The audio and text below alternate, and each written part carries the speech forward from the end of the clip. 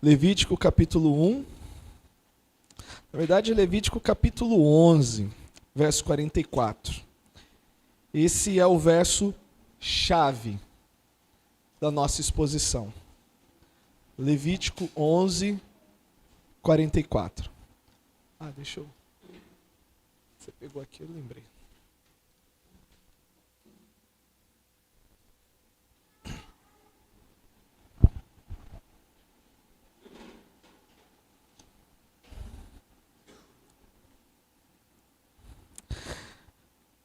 A primeira parte, ou até a metade do versículo.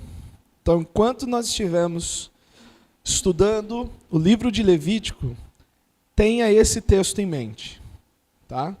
E basicamente ele é o tema vamos dizer assim, o versículo tema de toda a exposição, de quanto o Senhor nos permitir passear nesse livro. Diz assim, Levítico 11, 44. Eu sou o Senhor vosso Deus. Portanto, vós vos consagrareis e sereis santo, porque eu, o Senhor, sou santo. Então guarde esse texto. É ele, vamos dizer assim, o texto guia para lermos e entendermos a nossa caminhada dentro desse livro. Vamos orar. Pai, obrigado porque o Senhor mais uma vez nos dá a oportunidade de iniciarmos o estudo de mais um livro. Nós queremos passar por todo o conselho do Senhor. Como Paulo disse aos Efésios naquele dia, portanto vos protesto que não vos deixei de vos anunciar nenhum de todos os desígnios de Deus. Ajuda-nos a olharmos a Tua palavra da forma como ela tem que ser olhada, como vinda do Senhor, do início ao fim, a não nutrirmos porções mais aceitáveis do que a outra. É a Tua palavra que temos diante de nós. E queremos que ela é útil para o nosso ensino, para a nossa educação, para a correção e o nosso treinamento na justiça. Por isso pedimos que enquanto estamos meditando e considerando esse texto, que o Senhor fale conosco. Também abençoe a Daisy que está trabalhando com as crianças, trazendo também, semeando a Tua palavra naqueles corações. Em nome de Jesus. Amém. Paulo, no final da sua vida, quando ele estava passando o bastão para Timóteo, na segunda epístola, capítulo 3, versículo 16 e 17, você já deve ter esse versículo decor. Toda escritura é inspirada por Deus e útil para o quê? Para o ensino, para a repreensão, para a correção e para a educação na justiça, a fim de que o homem de Deus seja perfeito e perfeitamente habilitado para toda boa obra. Então, como é do conhecimento dos irmãos, o termo escritura, do ponto de vista e da escrita de Paulo, ponto temporal de Paulo, ele se refere ao conteúdo contido no primeiro cânon, na primeira regra, na primeira compilação dos livros que hoje nós chamamos do quê? Velho Testamento. Então Paulo está escrevendo para Timóteo e está dizendo o seguinte, olha, o que temos escrito até agora é útil para que todo que se apresenta diante de Deus para ser servo, para estar habilitado, experimente correção, educação, treinamento na justiça para que seja perfeito e perfeitamente habilitado para toda obra. E perfeito ali não é impecável, né? Mas é a ideia da maduro. Então nós estamos olhando para este livro com essa intenção. Também em outra carta, em Romanos capítulo 15, versículos 1 a 6, Paulo diz assim, ora, nós que somos fortes, devemos suportar as debilidades dos fracos, e não agradar-nos a nós mesmos. Portanto, cada um de nós agrade ao próximo no que é bom para a edificação, porque também Cristo não se agradou a si mesmo, antes, como está escrito, as nossas injúrias, as injúrias dos que te ultrajaram, caíram sobre mim. Pois tudo quanto ora foi escrito, para o nosso ensino foi escrito, a fim de que pela paciência e pela consolação das Escrituras tenhamos esperança. Ora, o Deus da paciência e da consolação vos conceda o mesmo sentir de uns para com os outros, segundo Cristo Jesus, para que concordemente e a uma voz glorifiqueis ao Deus e Pai de nosso Senhor Jesus Cristo. Então nós não somos da opinião de que o Velho Testamento não serve para nós, como em alguns casos há um certo tipo de pensamento. Nós olhamos da mesma forma que Paulo instruiu tanto Roma, a igreja de Roma, quanto Timóteo. Portanto, nossa série em Levítico começa com essa proposta. Levítico é um livro inspirado por Deus, que pode ser útil para o nosso aperfeiçoamento na fé, como também a confirmação de nossa esperança no Senhor. A proposta é essa.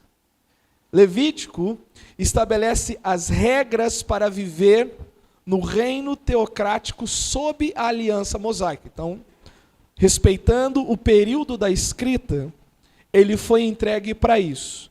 Aquele povo, conforme foi lido, Êxodo 20, que viu a nuvem, que ouviu os trovões, o clangor de trombeta, que ficou com medo de se aproximar, que receberam as tábuas, aquele povo que foi liberto da escravidão e que receberia a presença de Deus no meio deles, como é que eles deveriam se comportar diante da presença de Deus.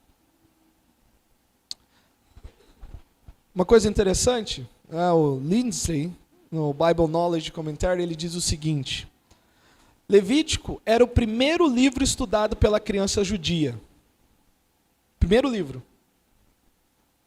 Mas está frequentemente entre os últimos livros da Bíblia a serem estudados por um cristão. O judeu, a criança, é o primeiro, mas para nós cristãos é o último. Não vai ser dessa vez, pelo menos para nós aqui. Contudo, um livro referido cerca de 40 vezes no Novo Testamento deve ter um grande significado para cada cristão. Essa introdução ela será dividida em mais uma parte. Nós vamos ter essa primeira parte da introdução hoje e vamos ter uma introdução teológica no próximo domingo, porque não dá para a gente cobrir tudo isso hoje. E por introdução teológica, o que eu vou trabalhar? Do ponto de vista da nova aliança e da posição que estamos na história da redenção, como é que nós olhamos para esse livro? Hoje nós vamos ver como é que o livro é visto dentro do cânon geral e de como foi visto por aqueles que o receberam. Agora, tendo a revelação geral, ou seja, vamos dizer assim, plena de Jesus, como é que nós olhamos para esse livro e o que nós extraímos dele? Tá? Tema do livro, não tema da passagem, mas tema do livro que eu separei foi o seguinte: o Senhor Deus demanda consagração, pureza e santidade, porque Ele é santo. Então, quando nós lemos Levítico, algo que você não precisa se aprofundar em teologia para perceber é isso. Deus requer pureza, santidade e consagração de qualquer um que se aproxime dele. Qualquer um que invoque o seu nome. Santidade é necessária, porque sem ela ninguém verá o Senhor. Então, eu vou me segurar para não ficar indo muito para Hebreus. Mas eu peguei Hebreus aqui emprestado para a gente entender o tema do livro. Tá? Primeiro, temos 3 questões a abordar. Vamos considerar as informações básicas do livro. Moisés é o autor. Né? E daí a gente nem precisa bater cabeça, mas olha o capítulo 1, versículo 1. Levítico.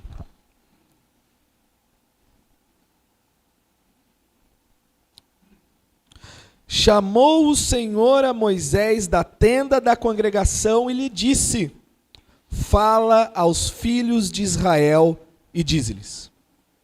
Ele é o mediador, ele é o porta-voz, ele é o profeta, ele é o representante de Deus.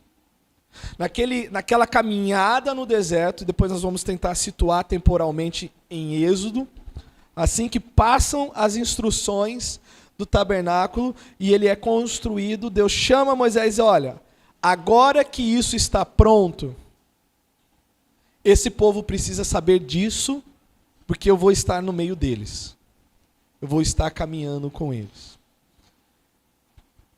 Em Gênesis, Moisés foi instruído por Deus de que o homem foi criado à sua imagem e à sua semelhança. O homem vivia em comunhão com Deus, mas o homem pecou e foi expulso do jardim do Éden e da presença de Deus. E uma das coisas interessantes é que quando é falado de Caim, e quando ele é, vamos dizer assim, confrontado por Deus, o texto vai dizer, e Caim se afastou da presença de Deus. Há uma questão muito forte de falar da ideia da presença de Deus ali. Morte é o resultado do pecado.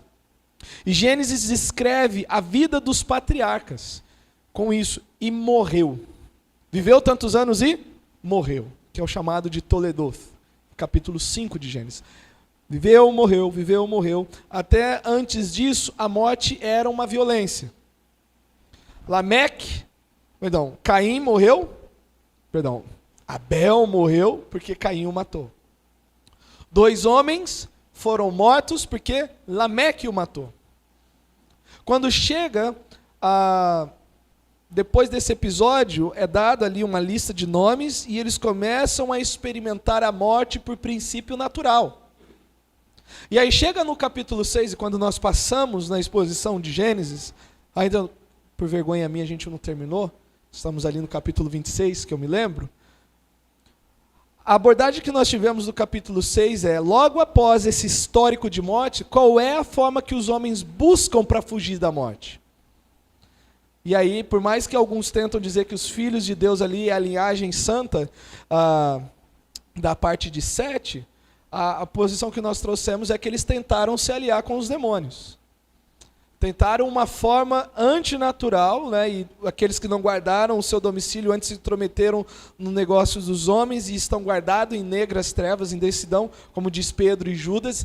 Esses anjos que deixaram seu domicílio, possuíram homens e tentaram promulgar ali essa ideia de que vocês podem viver eternamente se unindo com os deuses.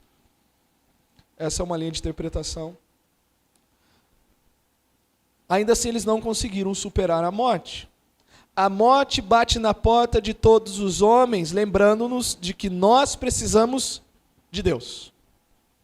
Em Êxodo, Deus escolheu Israel para que fosse seu filho quando o povo ainda vivia debaixo da servidão no Egito, que é até o início do capítulo 20 é referido isso. Seu futuro era desesperante, era sem esperança nenhuma. Eles estavam já há 400 anos ali debaixo daquela condição. E pelo mandamento de Faraó, todo bebê do sexo masculino foi morto ao nascer, exceto Moisés, o libertador.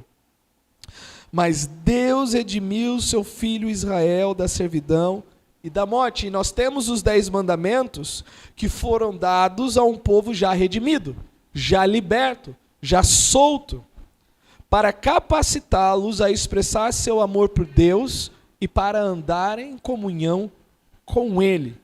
Então vale lembrar o seguinte, a lei ela nunca foi dada para capacitar o homem a alcançar uma justificação, porque isso sempre foi concedido livremente através da fé.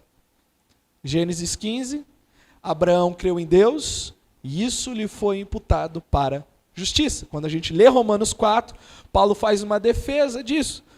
Os homens não foram salvos pela observância da lei, os homens foram salvos por terem confiado em Deus, por terem manifestado fé em Deus. Moisés recebeu as instruções de como construir um tabernáculo para que o povo pudesse estar com o Deus que escolheu viver entre o seu povo escolhido. Abra comigo em Êxodo, capítulo 29.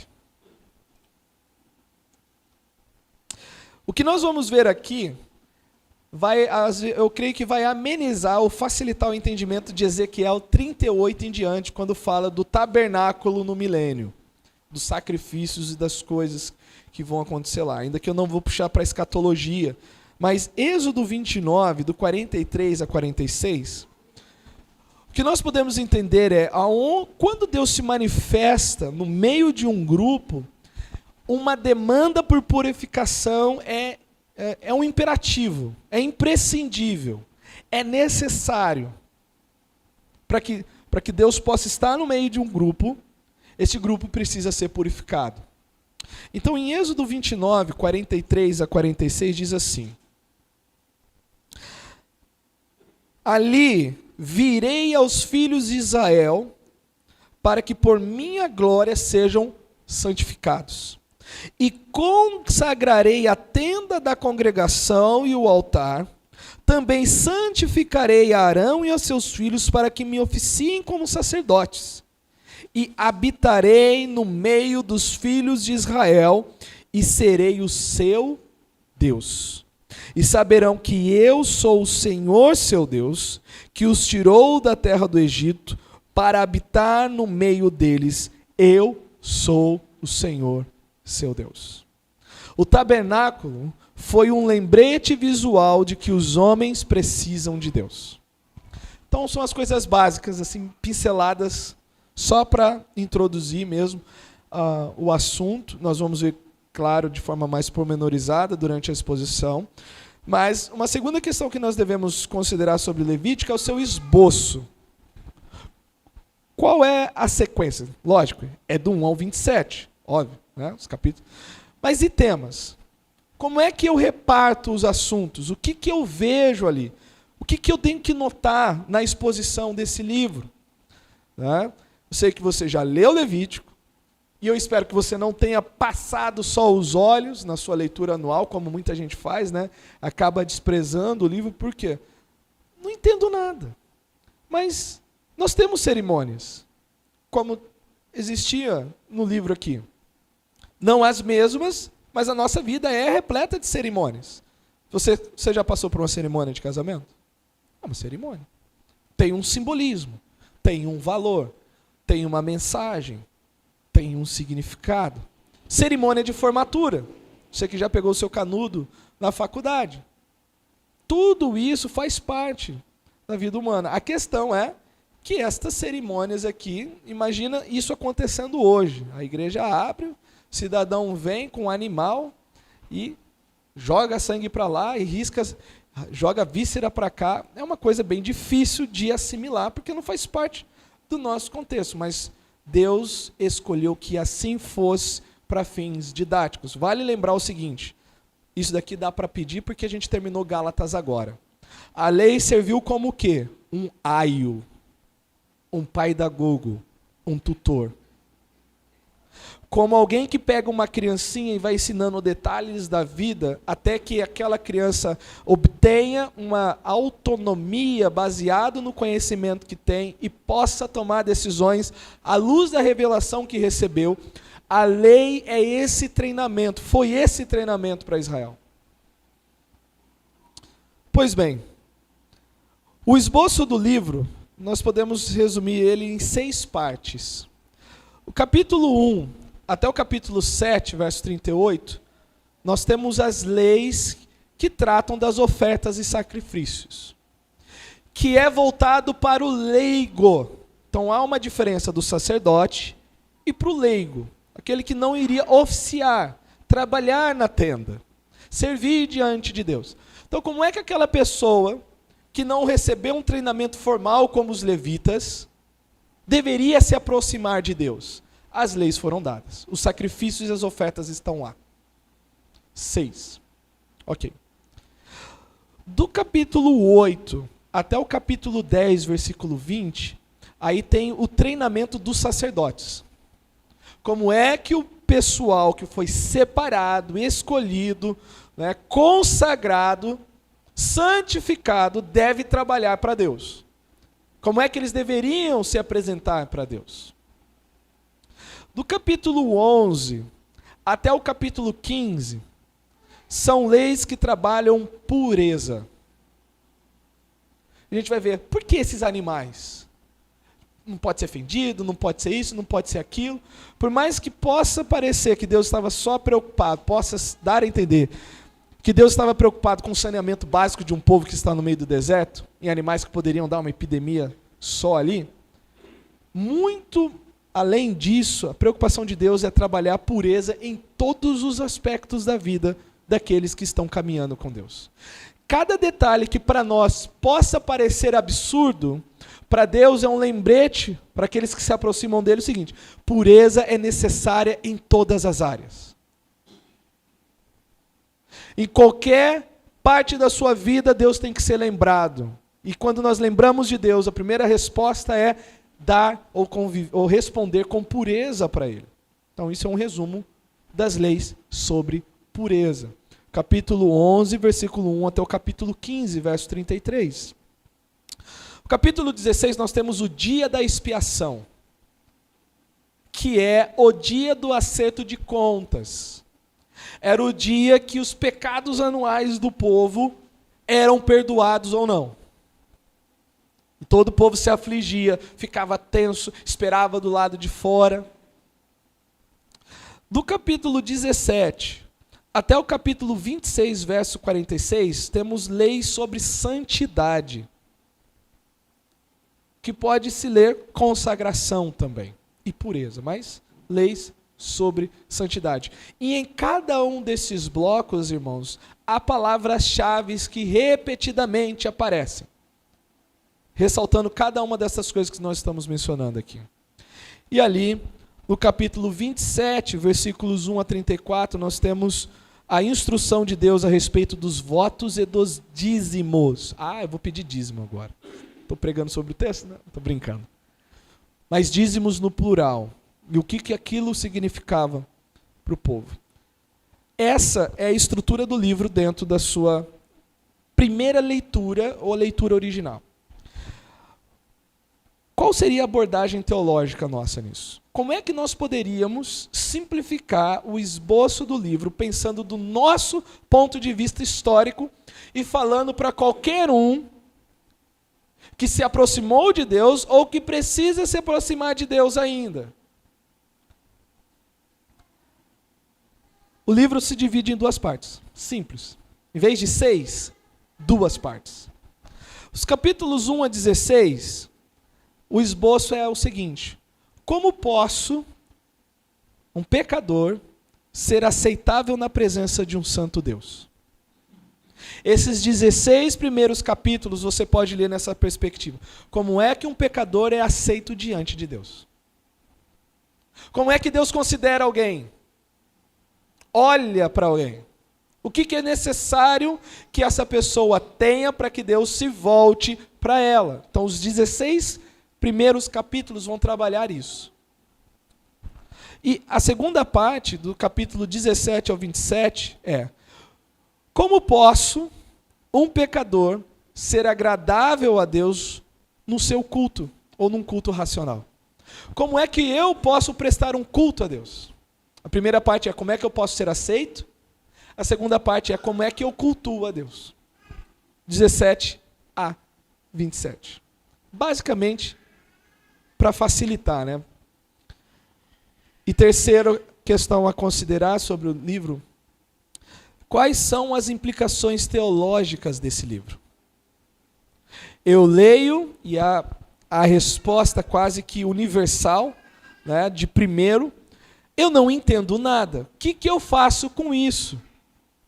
Como é que eu aplico isso na minha vida? E uma das implicações que esse livro traz para nós, ou a pergunta, é o seguinte: quais são as implicações da presença de Deus no meio do seu povo? Imagina, naquela época, nós temos o tabernáculo no centro, e dos 4 lados nós temos 3 tribos ordenadas, com as suas tendinhas montadas. Está lá o alvorecer sai, o sol nasce, você abre sua tenda, com o que você dá de cara logo? Com a glória de Deus. A primeira visão do seu dia é Deus. Como é que você seria dentro de casa sabendo que Deus é seu vizinho? Como é que você seria na vizinhança? Essa questão visual para nós é muito apelativa. Se as pessoas estão vendo, a gente faz. Se elas não estão vendo, a gente faz diferente ou nem faz, não é? Não é natural do ser humano? E às vezes nós nos enganamos justamente pensando porque nós não podemos ver Deus, nós não precisamos fazer da forma como Ele pede que seja feito. Mas, para o povo de Israel, a presença de Deus, a visão dele era uma constante lembrança disso. Deus está no meio de nós. Como que vamos responder a isso? Por isso o texto de Êxodo 29 que nós lemos, e o texto de Levítico 11:44, portanto, porque eu sou o Senhor vosso Deus, vós vos consagrareis e vos santificareis, porque eu, o Senhor, sou santo. Então essa é uma implicação. Ok, nós não estamos vivendo em tendas, mas sobre nós pesa mais ainda, porque a segunda implicação é: quais são as implicações da presença de Deus em seu povo? O primeiro é da presença de Deus no meio do povo, que era aquela questão visual. Mas nós somos habitados. Nós temos a presença do Espírito. Em João, Jesus diz que aquele que me ama, eu e o Pai viremos e faremos nele morada. Quais são as implicações para nós hoje de sabermos que Deus está em nós? Não nos faz Deus. Não nos transforma em Deus. Mas aquele que tabernaculou no meio, agora escolheu tabernacular em nós. E nós somos templo do Espírito Santo. Qual deve ser a implicação disso no nosso dia a dia? 1 de Pedro, capítulo 1, versículos 13 a 21. Primeira epístola de Pedro, 1, 13 a 21.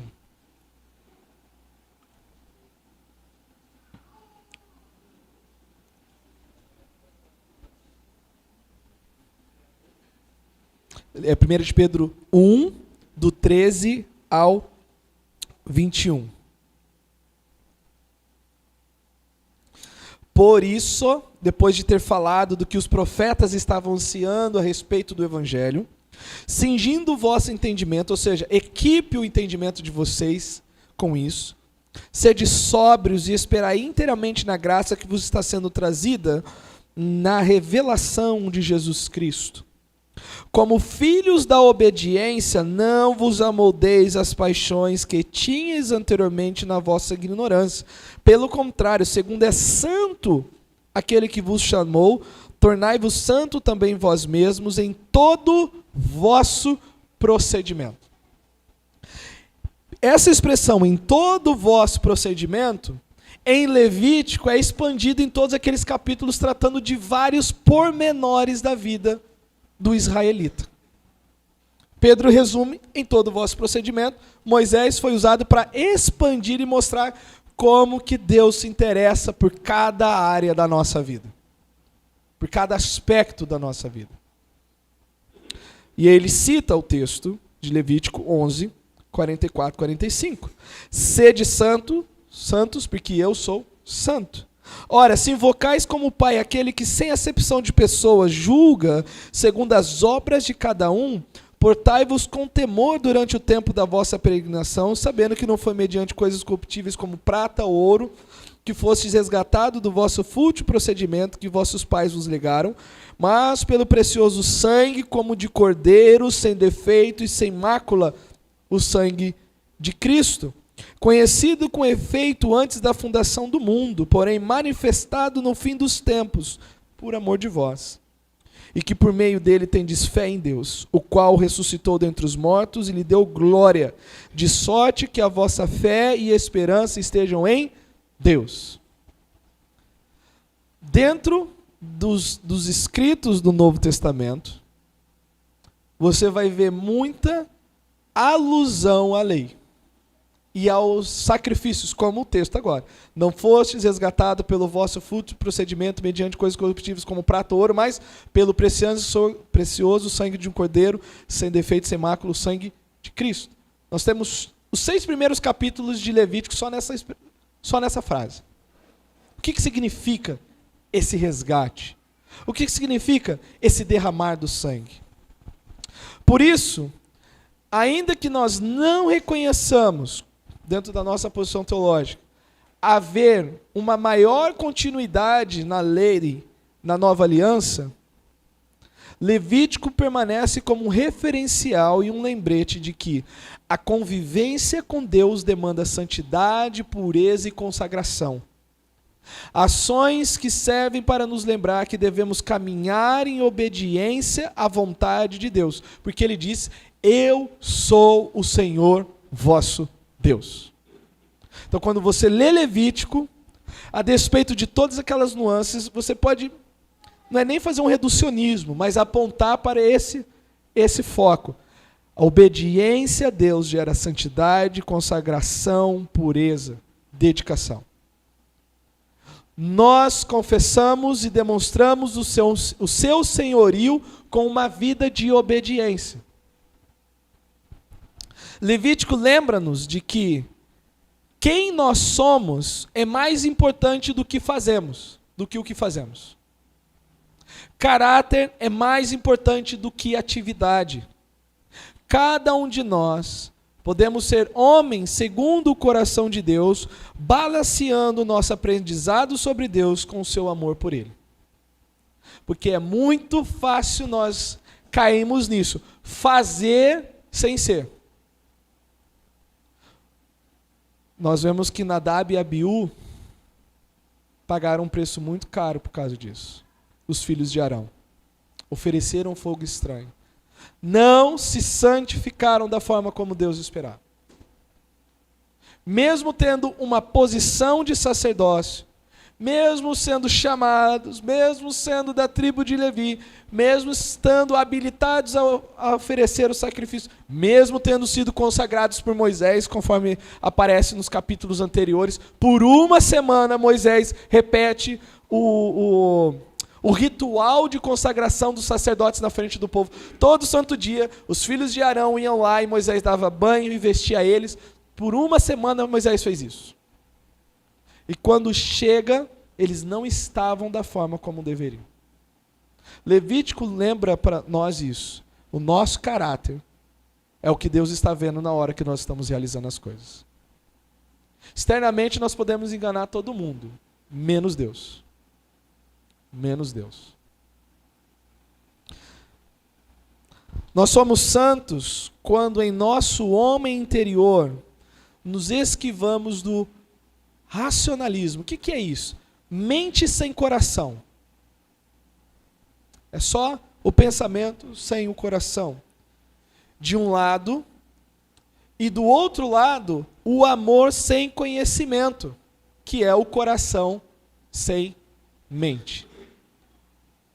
O caráter conta. Não é à toa que Levítico é o primeiro livro que uma criança judia tinha que estudar.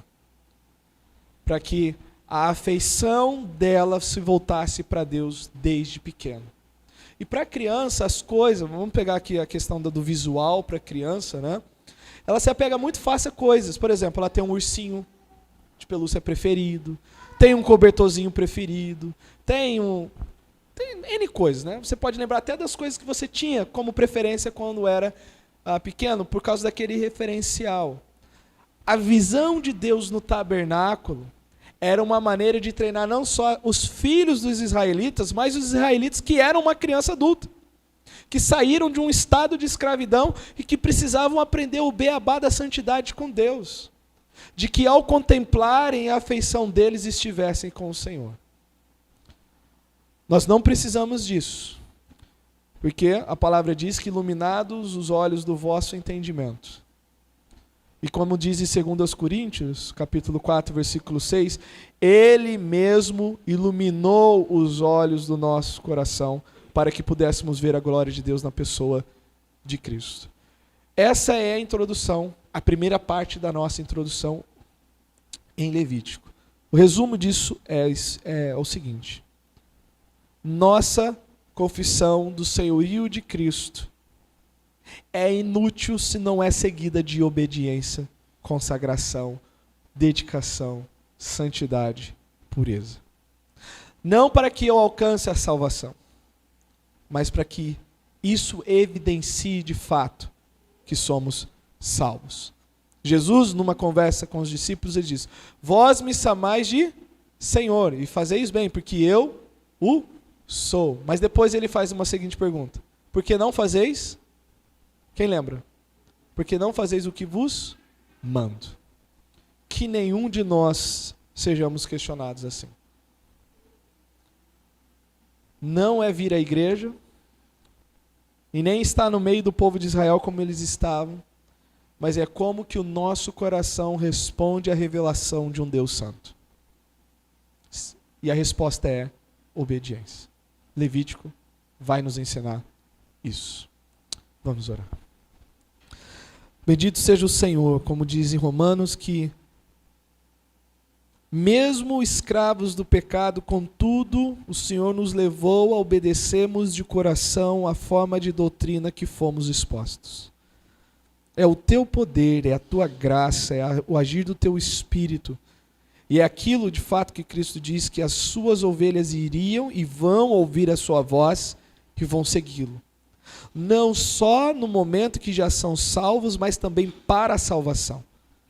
Como Cristo chamou Lázaro, tu continuas chamando aqueles que estão mortos nos seus delitos e pecados e precisam ter vida para caminhar com o Senhor.